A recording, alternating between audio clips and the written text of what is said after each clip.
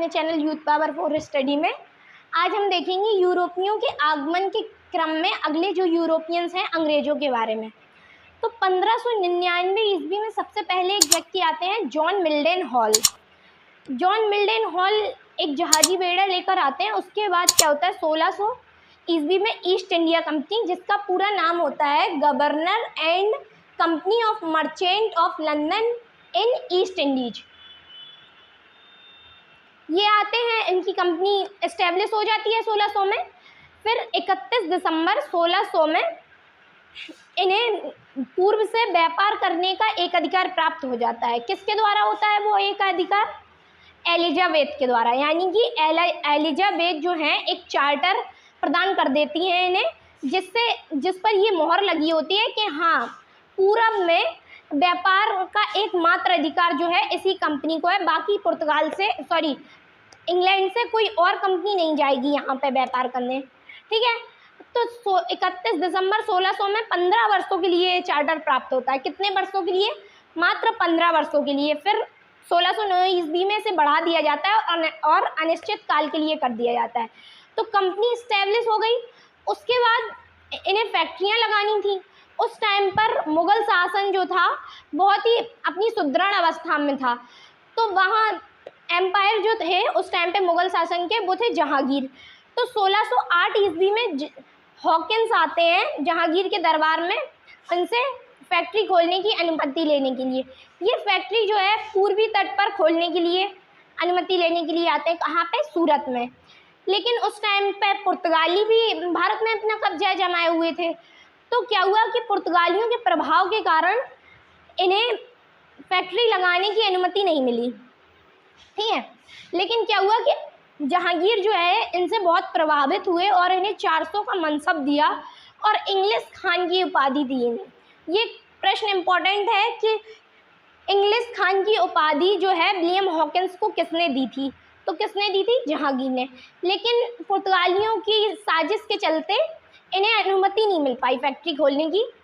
तो क्या हुआ कि 1608-9 में ये जहांगीर के दरबार में उपस्थित हुए। उसके बाद 1610 में ये चले गए। उसके बाद 1609 ईस्वी में जब विलियम हॉकिंस को फैक्ट्री खोलने की अनुमति नहीं मिली, तो फिर 1611 ईस्वी में अंग्रेज़ों ने अस्थायी फैक्ट्री खोल ली। कहाँ पे? मसूलीपट्टनम में। फिर उसके बाद पुर्तगाली तथा अंग्रेज़ों के मध्य हुआ स्वाली का युद्ध, जिसमें अंग्रेज़ जीत गए।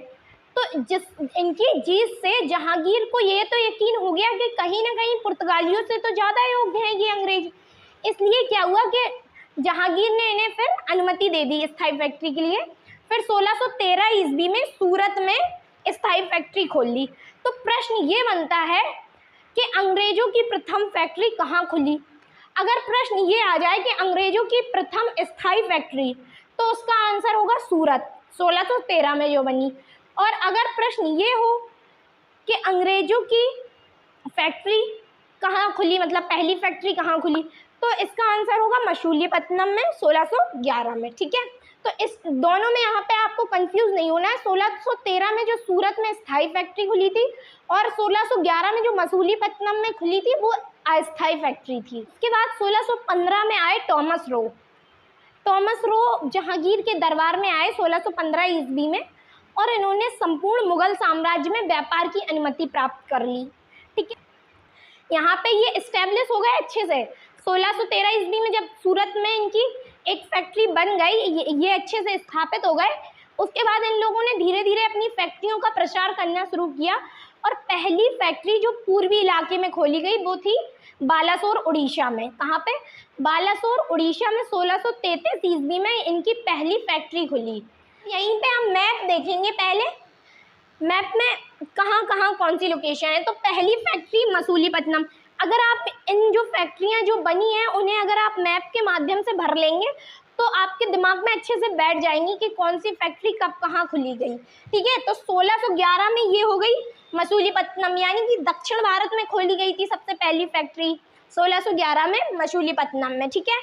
उसके बाद फिर 1613 ईस्वी में ये खोली गई थी सूरत में, ठीक है, पश्चिमी भारत में, ठीक है। उसके बाद फिर पूर्वी भारत में पहली फैक्ट्री खोली गई थी उड़ीसा, बालासोर उड़ीसा में 1633 ईस्वी। 1633 में उड़ीसा में फैक्ट्री बनने के बाद 1639 में इन्होंने मद्रास के स्थानीय राजा से मद्रास को लीज पर ले लिया, यानी कि जो अंग्रेजों को चुंगी मिलती थी उसका कुछ भाग मद्रास के स्थानीय राजा को देकर उसके बदले में इन्होंने मद्रास में किलेबंदी करने की और वहाँ पे अपने सिक्के ढालने की अनुमति ले ली थी।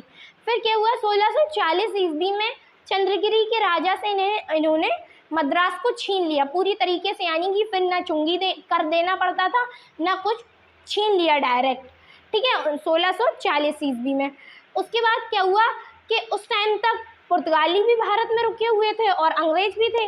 तो 1661 ईस्वी में अंग्रेजों के जो राजकुमार थे जेम्स द्वितीय, उनका विवाह पुर्तगाली राजकुमारी कैथरीन से हो गया था।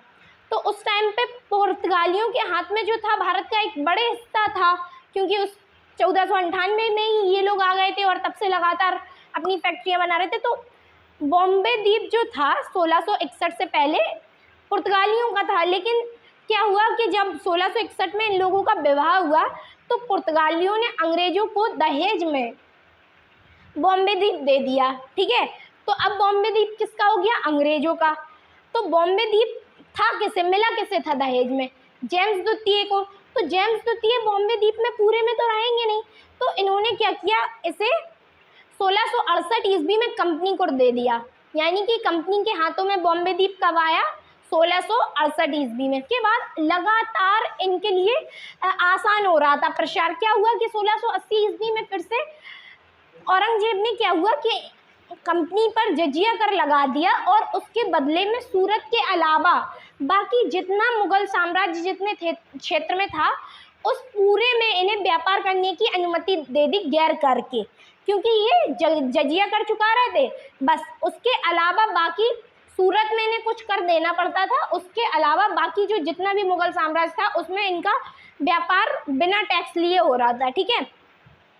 फिर क्या हुआ कि 1686 ईस्वी में, हालांकि 1651 ईस्वी में ही हुगली में इन्होंने अपने केंद्र खोल लिए थे अंग्रेजों ने। तो उस टाइम पे औरंगजेब का शासन था, तो इन्होंने क्या सोचा कि यार इस जो कर लग रहा है उससे बचने के लिए हमें कुछ उपाय सोचना चाहिए। तो इन्होंने अपनी पावर दिखाते हुए 1686 ईस्वी में हुगली को तहस नहस कर दिया, यानी कि वहाँ पे मतलब जो सैनिक थे मुगल साम्राज्य के उन्हें मार दिया और मतलब वहाँ का सामान वगैरह जो मुगल साम्राज्य का था वो लूटा। इस तरीके से इन्होंने वहाँ हुगली को तहस नहस कर दिया। बट उन्हें ये चीज़ पता नहीं थी कि अभी भी औरंगजेब पूर्ण शक्ति में है, यानी कि औरंगजेब ने फिर इनसे बदला लिया हालांकि, लेकिन इन्होंने वापस फिर औरंगजेब के दरबार में पहुंचकर अपनी हाजिरी दी, मतलब उनसे अपनी गलती की माफ़ी मांगी और फिर क्या हुआ कि कुछ पैसों के बदले वापस इन्हें व्यापार करने का अधिकार मिल गया। लेकिन यहाँ हालांकि ये दुश्मनी मोल ले चुके थे 1686 ईस्वी में हुगली में। तो क्या हुआ कि जो 1668 ईस्वी में इन्हें बॉम्बे द्वीप मिला था, अब 1687 ईस्वी में इन्होंने मुख्यालय था कलकत्ता में, तो 1687 ईस्वी में इन्होंने बॉम्बे में स्थानांतरित कर लिया उसे, ठीक है। 96 ईस्वी में इन्हें सूतानाती, गोविंदपुर और कालीकत्ता की जमींदारी मिल गई, यानी कि इन्होंने पूर्वी भाग को भी कवर कर लिया था, ठीक है। तो क्या हुआ कि 17वीं शताब्दी के अंत तक इन्होंने भारत के ज़्यादातर क्षेत्रों में अपना प्रभुत्व जमा लिया था, यानी कि फैक्ट्री जमाई थी अभी, क्योंकि अभी औरंगजेब जिंदा है।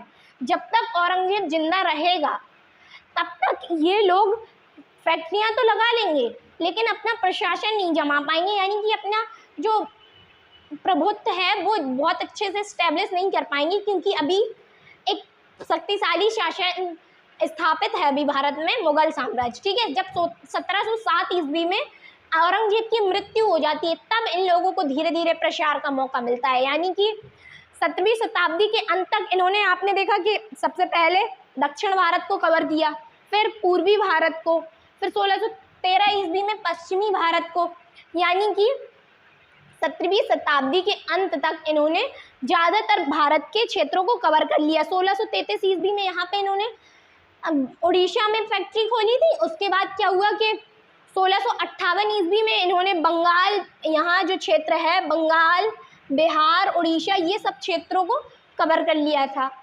ठीक है, तो इस तरीके से 17वीं शताब्दी के अंत तक अंग्रेजों का प्रसार पूरे भारत में यानी कि फैक्ट्रियाँ खुल चुकी थी। Thank you.